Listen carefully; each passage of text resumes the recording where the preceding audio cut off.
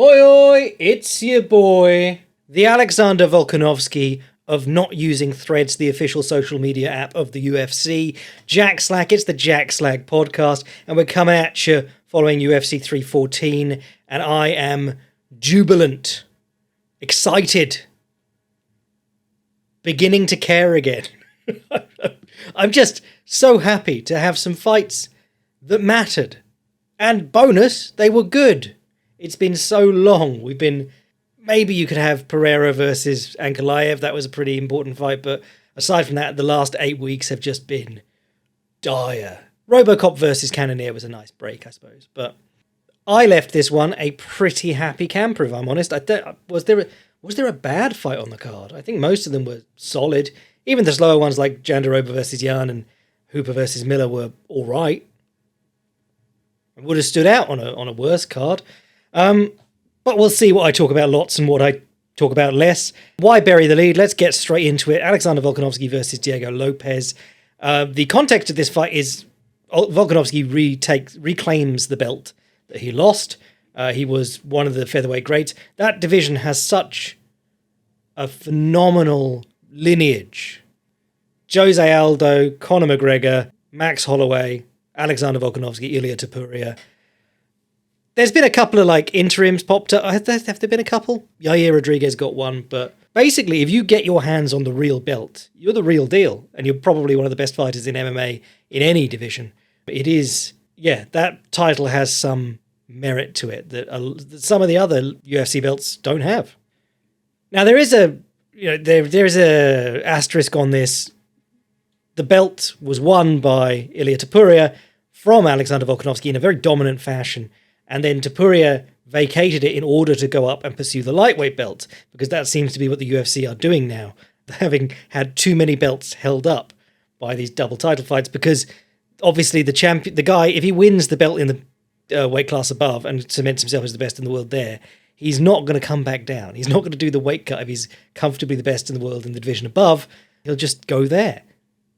And no one has ever won the belt above and then come back down and defended the belt below. It's basically like a marketing gimmick. No one is defending both belts in reasonable time. Or maybe Amanda Nunes did, but that's because there wasn't a weight class above. They just invented a belt for one fight.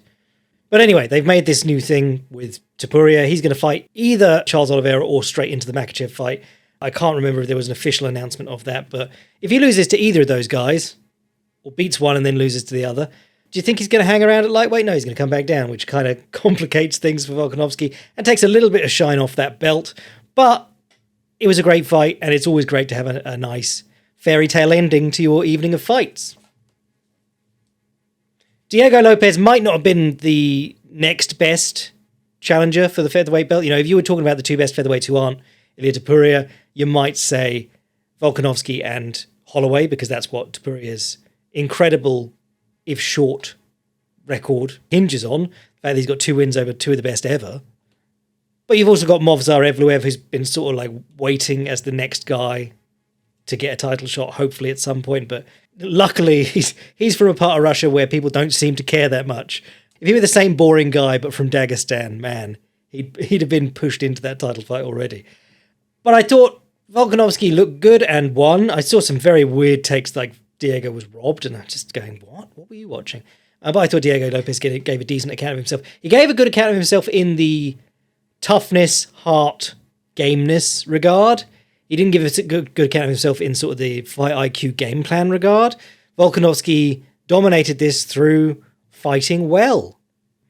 One of the interesting things I thought about this fight, we're going to get into the nitty-gritty now, so if you're just here for my quips, get out now, because it's going to get nerdy. But one of the interesting things I found about this fight was... I'll tell you the things I found compelling coming in. I said 3 things about Diego Lopes interest me here, in addition to his size and durability and power. The right hand across the top of the jab, the cross counter, which is how Volkanovski got smoked by Topuria, and is one of Lopez's favourite punches. The double collar tie, which Lopes grabs a lot when guys come in with their head low. That's 2 hands behind the head and then you try and knee him. And then the fact that a lot of Volkanovski's takedowns, when he goes to them, land him in closed guard, which Diego Lopes is very good at attacking submissions from. And then on the other end of that, I said Diego Lopes fights from this very long stance. he's such a tall guy, but he has to he gets down low and roots himself to try and throw these slipping counterpunches. And that could make him vulnerable to the inside low kick, which is a favorite of Volkanovski, where he steps up and kicks the inside of your lead thigh with his lead leg. And that was pretty much constant in this fight, the inside low kick. It was being slapped in constantly. But what I really liked in this fight, Volkanovski normally circles left, circles right, goes around his opponent both ways. In that Topuria fight, he gets into the habit of jabbing and circling to his left constantly with his head up in the air, and he's pulling back. And it was really like not what we normally see from him in that fight. He definitely looked like he got rattled, as in mentally, composure-wise. In this fight, he barely circled to his left at all. Circled to his right most of the fight. And even if he weren't doing anything else, that had the brilliant effect of Diego Lopes often wants to throw his right hand first. If you circle past his lead foot to your right, and then he throws his right hand at you, he has to turn round his lead foot to throw at you, and he ends up like almost falling forwards. He did it a couple of times in the first 2 rounds, and it was never going to get to Volkanovski. Volkanovski was gone a mile away or countering. If you take a step out to your right with your right foot from your regular stance, you are also able to drag your left foot up into an inside low kick. So Volkanovski's inside low kick was there constantly while he was circling. What he does a lot is he fakes squaring his shoulders. So he fakes to throw the right hand, and then he steps out to his right with his right foot, and then his left foot comes up back into his stance, so he takes a step to the right. So it's that constant fake right hand, step to the right, fake right hand, step to the right. Sometimes he throws the inside low kick as he steps, and then sometimes he throws the right hand for real. And if you watch the first 3 rounds of this fight, it's the fake right hand, step to the right, constantly. And that's how feints work. That's the whole point of them. You're not normally going to get a guy jumping miles back every time you feint, because people don't like doing that. People don't like being made to look silly. They don't like wasting energy. What a feint does is it lets you get 30% of the way through a movement without the guy reacting, or in fact, stopping himself from reacting. So when Volkanovski did throw his right hand for real, he entered with a big overhand right and then came up with a left hook right straight over and over again in this fight. And a lot of the time he's catching Diego Lopes clean because Lopes had been watching him fake 3 or 4 times and going, I'm not falling for that. Bang, on the chin. One of the best wrestlers in the world right now is a guy called Tazudidov. He's Bahraini. And he just fakes his level change 90 times a match. And then when he does a real shot, it looks like a normal shot to the person, to you observing from outside. But to the opponent, he's done the same fake that he's done 100 times, except this time he's suddenly on their hips. That's the value of faking and feinting. Another way Volkanovski was using this step to the right was he'd step to the right with his right foot, left foot would come up onto a line, and then he'd pump the jab as Diego Lopes turned to face him. So if you noticed, he'd do it twice in a row every time he did it, which was really cool. So every time you saw him land his jab, it was basically off this sidestep because Diego Lopes is constantly turning to face him, which is it's always been one of the great weapons you can use against a big hitter. If you want to stop someone hitting so hard, keep them turning around their lead foot. And that's a lot easier if you go to the outside of their lead leg. I mean, you can do it to the inside of their lead leg, but you have to keep distance a bit more carefully. If you go outside their lead leg, they're constantly having to pivot around. It is very hard to throw powerful punches and pivot at the same time and keep up with the guy. And if you saw the whole fight was Diego Lopes failing to keep up with Alexander Volkanovski. And then Volkanovski threw in that lovely little osotogari, the large outer reap, where you step your lead foot down the outside of their lead foot and you try and back heel their leg out. And you normally have hands on their head and you try and push them over. The Zabit trip, Piotr Jan does it a lot. John Jones did it against the ghost of Stipe Miocic most recently. But it's really catching on in a big way, and Volkanovski was going for it quite a lot.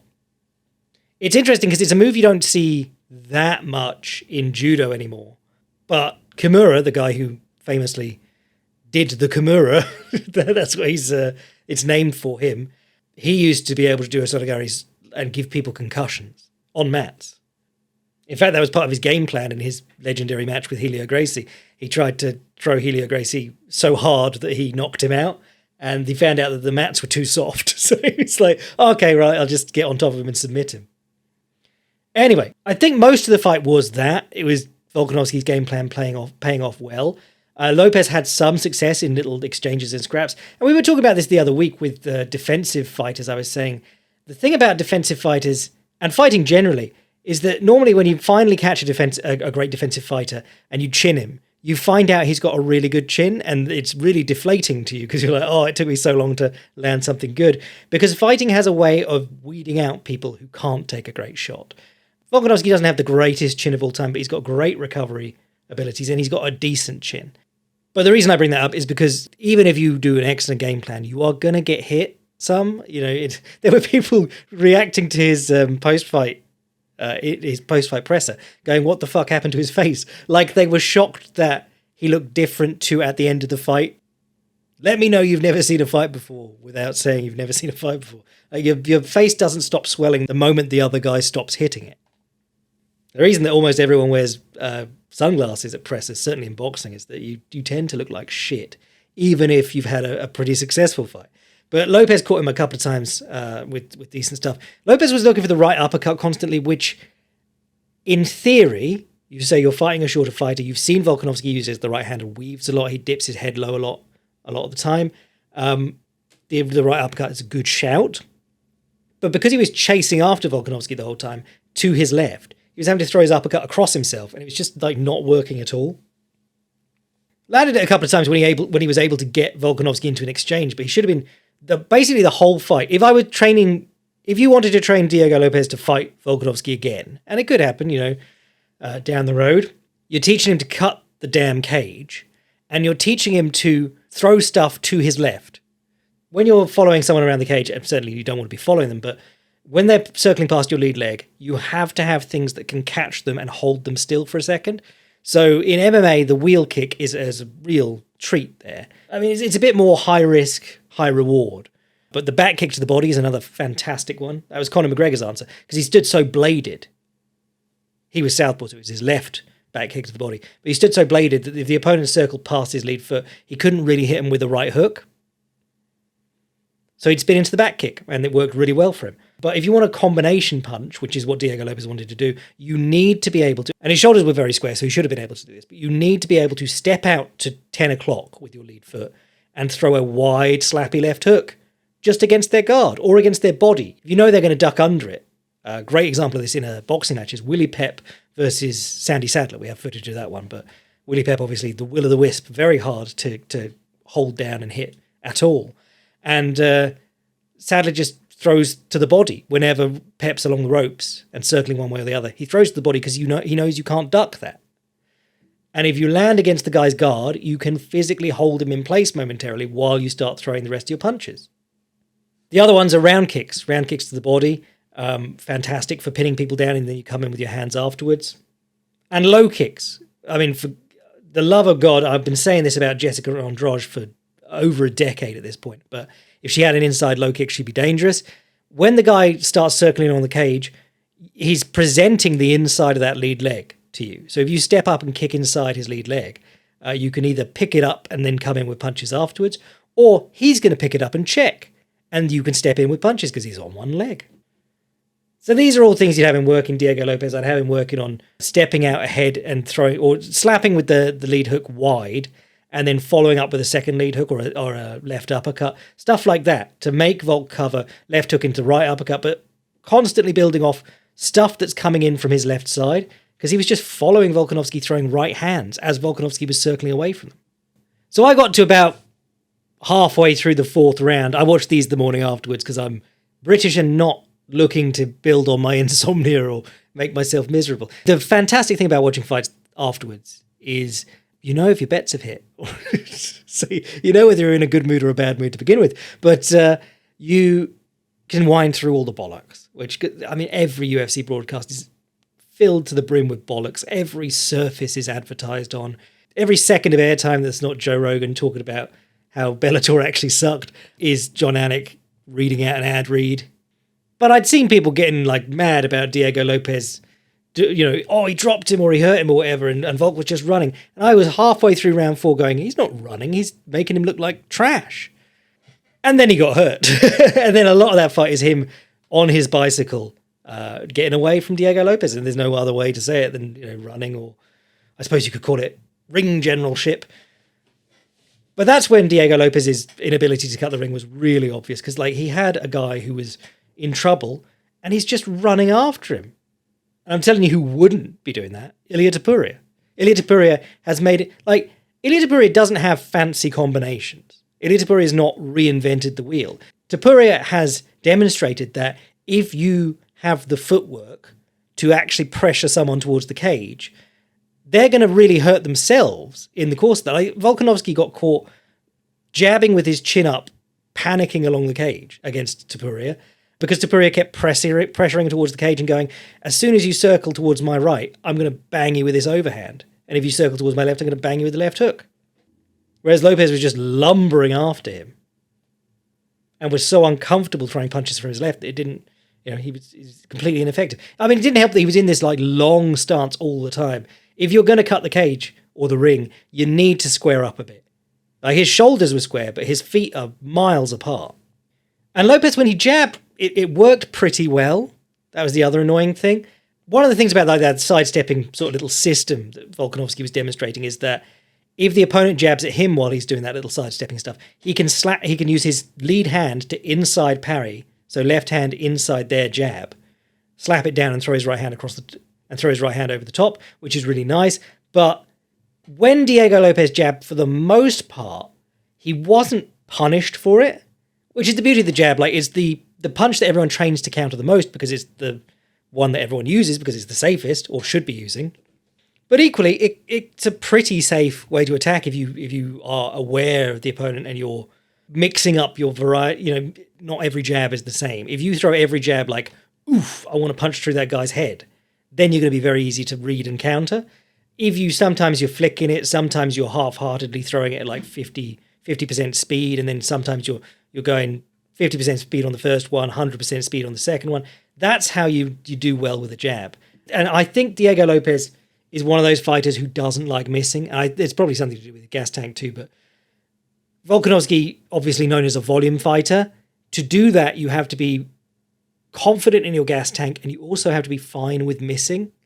And so many fighters, particularly big hitters, do not like missing at all. It's part of the reason that feinting works so well. You try and draw out their counters, and they feel silly, and they don't like swinging at air because it also tires them out.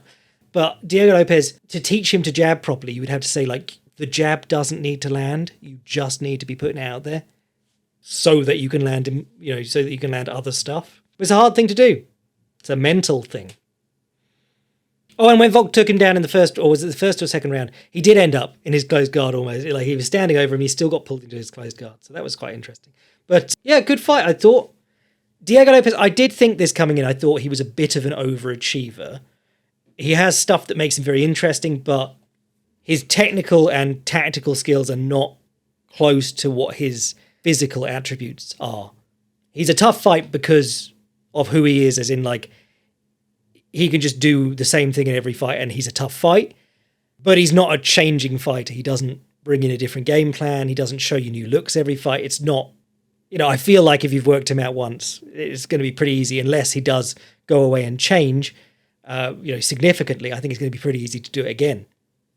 Easy, relatively. As we said, it's still a fist fight and you're still going to get lumped up, even if you're putting on a great performance. Co-main event, Paddy Pimblett versus Michael Chandler. Paddy Pimblett is in an interesting spot because, and he pointed this out in his post-fight interview, but like, people don't want him to be good. And I think it is like reluctance because of the attempts to position him as the next McGregor and the O'Malley sort of level of opposition he was facing early on. I'd sort of lost hope in him a while ago because in Cage Warriors, I was waiting for him to come over. And then he lost in Cage Warriors, and then he hung around there for like 2 more years. And then he finally came over and he looked very limited. And I thought sort of maybe the boat had sailed and he was just sort of set who he was. But yeah, I mean, it's the lightweight division. It's the division of amazing transformations from Poirier to Oliveira to Gaethje. There's all these dudes who just quite late or quite well into an established career, they change who they are. And it really does impress me. In Pimblett's last one, I was keen to give him as much praise as possible, even though I hear a lot of people say, like, it's amazing he won over Bobby Green because he's crap. And it's like, I'm watching him use his low kicks out of range, keep the range, make Bobby Green step to him, and then counterpunch Bobby Green, who is supposed to be the better boxer, but because he's countering the step and not, like, trying to slip punches in front of him, he's able to outbox Bobby Green. And then when he gets his shot at the grappling, he looks fantastic. So I was really impressed in that last one. But this one, we all knew Michael Chandler was not top 10 material, except the people who are doing the rankings. So he's supposed to be dangerous. He's supposed to be dangerous for anyone. And Paddy Pimblett made him look crap. Hacked away at him with the calf kick. Chandler had no answer for it. He was squatting low on his lead leg. And I'm watching this going, do you remember when Brent Primus TKO'd Michael Chandler with calf kicks? That was just before the calf kick got famous. So people were like, that was fluke. TKO injury. No, the dude's just never been able to deal with low kicks. And Brent Primus was ahead of the curve. So following this fight where Paddy Pimblett chopped him down with calf kicks, I think we all need to apologise to Brent Primus and give him his win back. Pimblett was throwing this big, long right hook, which is an odd punch, because normally you throw, if you're going to loop a right hand, you throw it overhand, you throw it overhead. But then he's taller than Chandler, so it didn't really need to come down over the top or arc up and over. He was just whipping it round like if Chandler put his gloves up, he'd catch him around the side. His jab looked really good. I mean, the thing is that his mechanics are awful. As in, when he throws a punch, his other hand is down by his chest and his chin's up in the air. And that's what everyone focuses on. They go, well, if someone catches him there, and I still do it in the pre-fight stuff, I'm going, well, Michael Chandler does love running in, swinging right hand, so he probably will catch him at some point. But it's mechanics versus tactics. It's like we always say with Dricus du Plessis, if you are using the techniques that work best against that opponent, you can shut them out. You can give them real trouble. And your mechanics don't make you pay for it as much. Or rather, the tactics shield you from the holes in your mechanics. I will say I was very impressed by Pimblett's wrestling, because that's always been a weak point of his game. He's always been brilliant at scrambling to get people's backs and finishing from there.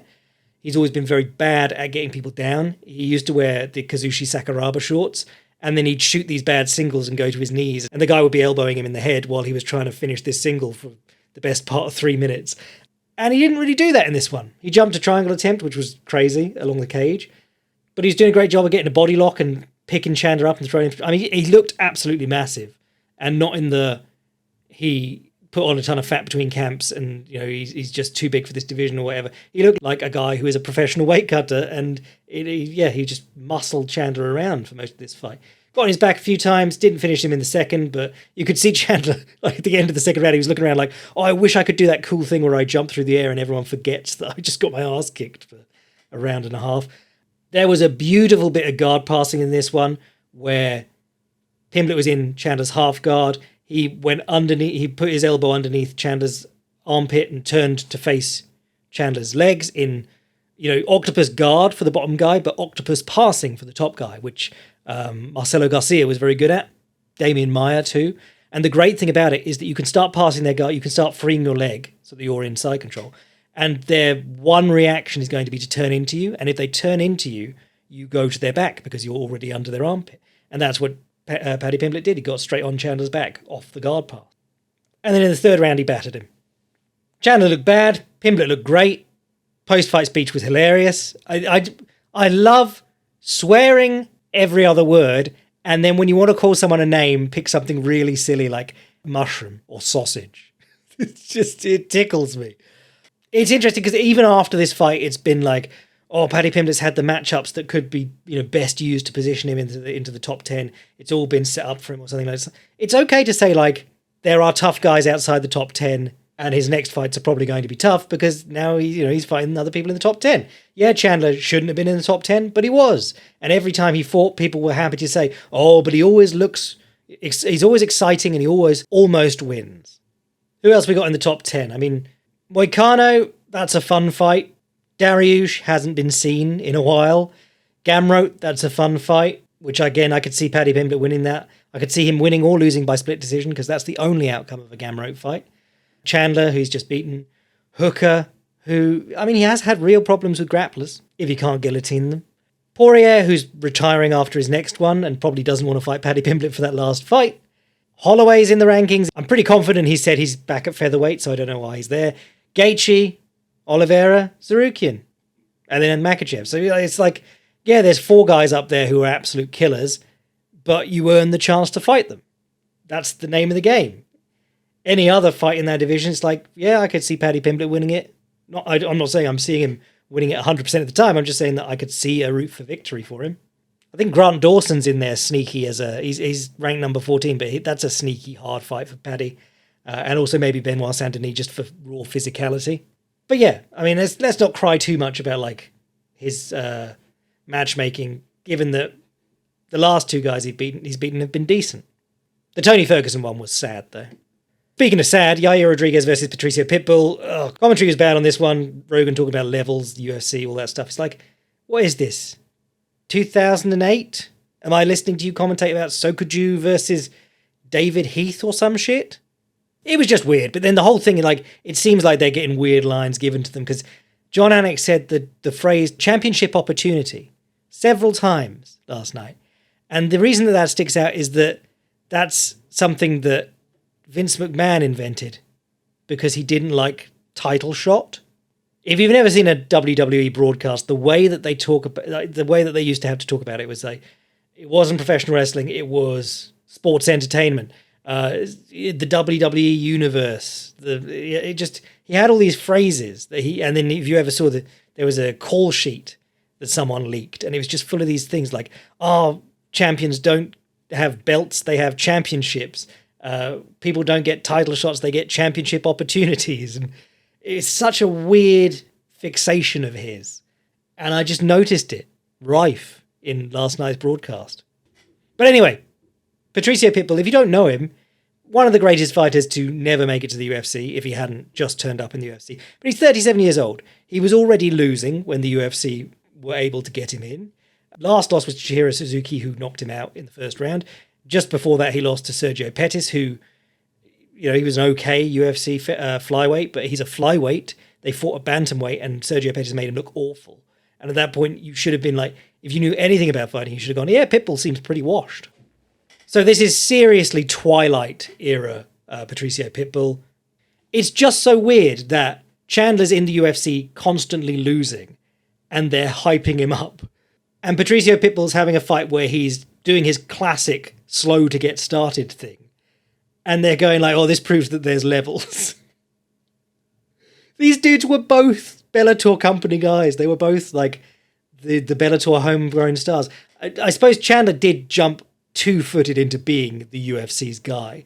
When they were lining up testimonies for the antitrust lawsuit, Michael Chandler, who was not involved in the UFC through the period that the lawsuit was covering, threw himself in the ring to be like, I'll get on the stand and suck your dick.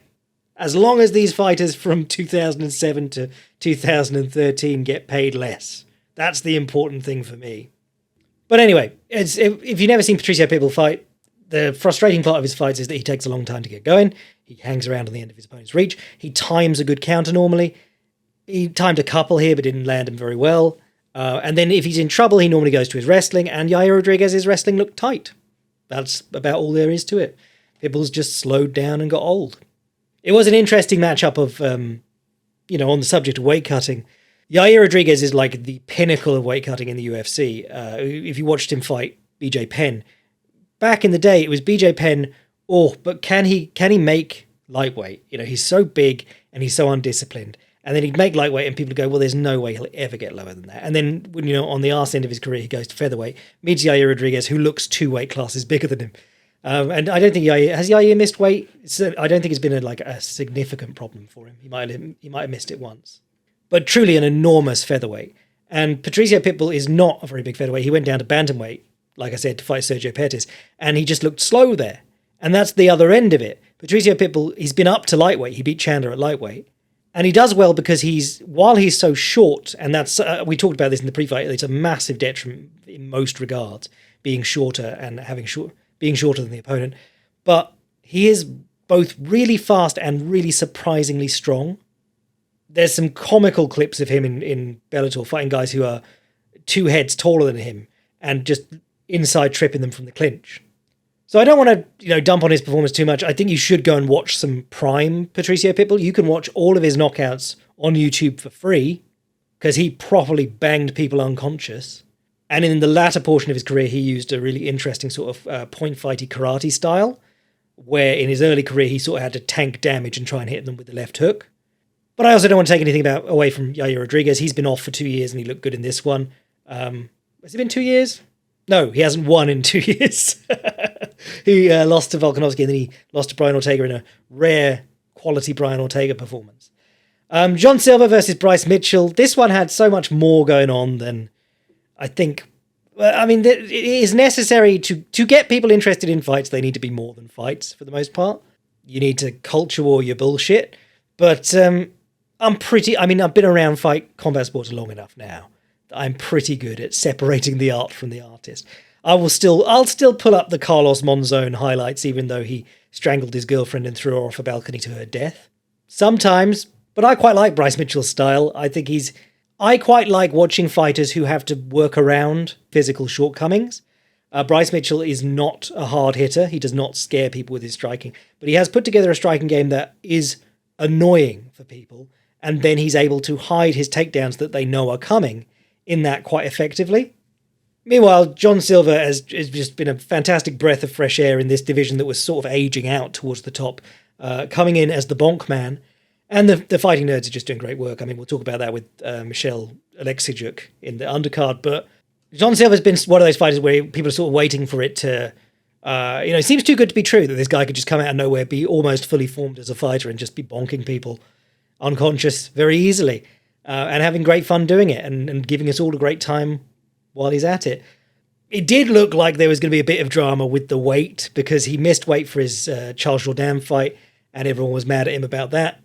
Then after all the back and forth talk between the two of these guys, he missed weight on the first attempt and we all went, oh no, please don't ruin this fight by missing weight. Or, Bryce Mitchell's got the option to turn down the fight then too, obviously. That would get you nuclear heat. I think that would be a fantastic bad guy move. Just be like, I will not fight him. Who did that the other day? Kaito Ono he had a fight book with one against Murat Grigorian. And Murat came in, I think it was 1.5 pounds over. Didn't sound like a lot. But 1.5 pounds, if he's completely dehydrated, if he's done a full weight cut and he's 1.5 pounds over, he might be significantly bigger than you when you get in the cage. And if he hasn't tried and you've been working your ass off to make weight, you might be more drained than him by fight time. But anyway, the fight did go ahead. And I said afterwards, if Bryce Mitchell had an ounce of punching power, he'd be something to be reckoned with. You can watch his fights with Barboza, Topuria, this one. He uses his strikes in a very interesting way to annoy much harder hitters. His calf kicks in this one were good. He would switch stances into a closed stance because he was southpaw and Silva was orthodox, but occasionally Silva would switch. So he would switch to whichever put him in position to calf kick with the rear leg. He was using the lead leg side kick to the lead leg when he was in his southpaw stance and Silva was orthodox. His front kicks to the body, Silva said afterwards that those were annoying him and hurt. They were annoying Topuria, if you go watch the Topuria fight. The front kick to the body is the most underrated strike in all of mixed martial arts because commentators don't even acknowledge it happening. And it very quickly takes it out of you.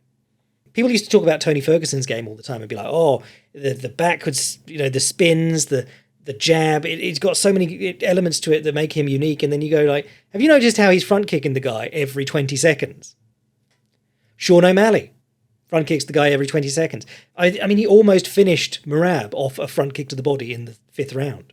But anyway, Mitchell's trying to score points and distract Silva while also not having any real power, which is a really hard tightrope to walk because John Silva, his striking style has been like, I don't care if I have to let you open up a bit, I'm going to hit you with a good counter. So against southpaws, he's fought loads of southpaws for some reason. He's featherweight Chris Weidman. But his big one has been counter left hook across the top of the jab. So he slips his head inside and throws the left hook across the top and then follows with a right straight. And he will let the guy open up a bit to start trying to land that. And he did, in fact, catch Mitchell at the end. Was it the end of the first round? Caught him leaning back. It was actually quite nice because Mitchell circled round him, came back in his stance, and then he did it again. He left his stance, circled round him, came back in his stance, and as soon as he stepped into his stance, Silva was throwing the left hook right straight. So Bryce Mitchell's like jumping forwards and trying to lean back at the same time and gets dropped. You also got to see John Silva trying to use the wheel kick to cut the cage because when Mitchell circled past his lead hand, it was there, especially when he got him against the cage. He can't circle and retreat. He can only circle along the line. But there are a couple of nice takedown setups in this fight. I do like Mitchell's setups on his takedowns. Against orthodox fighters, and he did it in this one, just after he got wheel kicked, he times the left straight as Silva's stepping in. So he takes his head outside Silva's lead shoulder, throws the left straight, and then he switch steps in place. So he switches his feet with his head outside the lead shoulder and drops onto the hips. So a lot of the time, if you were fighting in a southpaw stance against an orthodox fighter, you would shoot single legs because that's easier to get to. Or occasionally you'll see guys shoot doubles with their head on the back hip, like Piotr Yan likes to do. But by hitting that switch step, Mitchell puts himself in position to pick up a double leg more effectively. And he finished it like GSP. He took him down he did it with chest pressure down onto the head side. I really like John Silva's get-up. He grabbed a guillotine on the way down. Might have been arm in. But he made Mitchell work to get his head out. And then he posted his hand on him, opened his legs, scooted back and started sitting up while pushing the head away. And Mitchell drove in after him and put his head right on his chest and almost got ninja choked in the first round before getting ninja choked for real in the second round. And the way that works is the ninja choke works when the guy is pushing his head into you in a sort of reckless, I've got to stay on top of him way. So it's harder to do against guys who are just sort of chilling against you on the fence and easier to do against guys who are desperately trying to keep you down as you jump up. So think of Joe Anderson Brito did it to, what's his name, JSP. Very similar situation. It's the guy letting his head get ahead of himself because he's trying to stay on top of you. Or occasionally guys who are panicking on the feet. They'll dive in for the hips and they won't really care about where your arm is, where their neck is. You'll occasionally see guys trying to trick the opponent to shooting with their head like on their bicep, but that doesn't tend to work as well. But he snapped it up, locked the figure four over the top, and then he put his head over the back of Mitchell's neck to try and stop him pulling out, which I really liked. And then rolled through with him and got the finish. Choked him out, barked at him while he was unconscious, climbed the cage and started barking towards the center of the cage. Strange dude. I mean, I was joking about the dapping up stuff, and I'm not joking when I say like that stuff does put people off. That is an element of gamesmanship. Maybe John Silva is like a really nice guy and just wants to dap people up because he's like, nice shot, bro, or whatever. It does take people out of the fight. I think it was Eddie Bravo always said like he used to crack jokes during competitions because he thought it was way easier to fight someone who was laughing than someone who was angry at him. But I was jokingly saying, like, it would be interesting to see how he deals with someone who doesn't react, he can't dap up. But he seemed genuinely disappointed that Bryce Mitchell didn't want to touch gloves at the start of each round. He's a strange dude. And oh my God, the law drop this week. The law drop about his drug-addicted mother being gang assaulted by three men, killing them and going to jail. And I think I'm probably like everyone else. I immediately was like, I'm sorry, what? I need to go and look up if there's been any articles about John Silva's past or mother. And I couldn't find anything, but I mean, that'd be a really strange thing to lie about. Dude, I've gone so long and I haven't even got off the main card yet. Do you know what I'll do? I'll do Dominic Reyes versus Nikita Krylov, and then I'll do the rest on maybe a supplemental boycast tomorrow for the Patreon boys. Dominic Reyes versus Nikita Krylov. I mean, this was people called this a feel-good fight night or feel-good card because Volkanovski won, Chandler lost. Bryce Mitchell obviously said a load of weird shit and then lost. But I do genuinely feel very good for Dominic Reyes because he had a really bad slump in his career. And I was definitely on the bandwagon of like, please retire, mate. It was it was 3 knockouts in a row, but there were 3 bad knockouts. There were a couple of injury cancellations. There was a long time between the fights. So it was 5 years without a victory from 2019 to 2024. But he knocked out Dustin Jacoby, who was legitimate. He's not the best light heavyweight in the world, but like he should have won a decision over Khalil Roundtree, who just had a title shot. And that was like, oh, that's a surprising feel-good story. But, you know, they're light heavyweights. These things happen. Anyone can land a good punch. He beats Anthony Smith, who is, again, like curling up in a ball at the first sign of resistance nowadays. All respect to Anthony Smith for what he's accomplished in his career, but like he seems like he's been checked out of fighting for a while. Krylov was on a 3-fight winning streak. He's a pretty decent light heavyweight. And I thought, maybe this is where the wheels fall off the Dominic Reyes comeback wagon. But man, made him look bad. And it was just the stuff that Dominic Reyes normally does. He's a long, rangy southpaw. And what he does is he drops back to his left. He spirals back to his left. The opponent almost invariably throws their right hand, falls forward into the opposite stance and runs after him. Which is that's a massive no-no, but in MMA, it is unbelievably easy to draw people forward like that. And when they do, as soon as their right hand falls short, you throw your left hand over the top. I was going to say that's Conor McGregor's whole career, but with McGregor, there was more subtlety because what he did was he put people on the fence and he pressured them and he made them want to fight off the fence. But you can do this like to a decent level just by retreating every time the other guy comes in, which is what Dominic Reyes does. Every time Krylov came in, he retreated and circled out. And Krylov, instead of going like, right, maybe I need to slowly pressure him towards the cage and then make the most of him being against the cage, he did what a lot of dummies in MMA do. He said, I better start shifting, which is where you punch and then you fall forward into the opposite stance and you just start running. And I'm not saying shifting's wrong. There are loads of ways to shift well.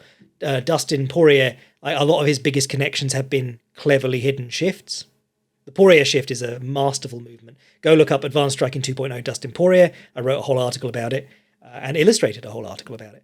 But this is what we call shifting by necessity. So when you throw your right hand so far ahead of yourself and your head gets so far ahead of your hips that you have to step to catch yourself. You have to break your stance, step your back foot forwards. You have to step your right foot forward into a southpaw stance. And sometimes you even have to continue running after that. That's dog shit. And that's what got Krylov countered badly a couple of times in this fight, but the big knockout came off this too. If you retreat a few times, a lot of MMA fighters, even at the highest levels, will run at you. And that is how Lyoto Machida was knocking people out back in the day. He'd just go, actually, when you attack me, I'm going to run away.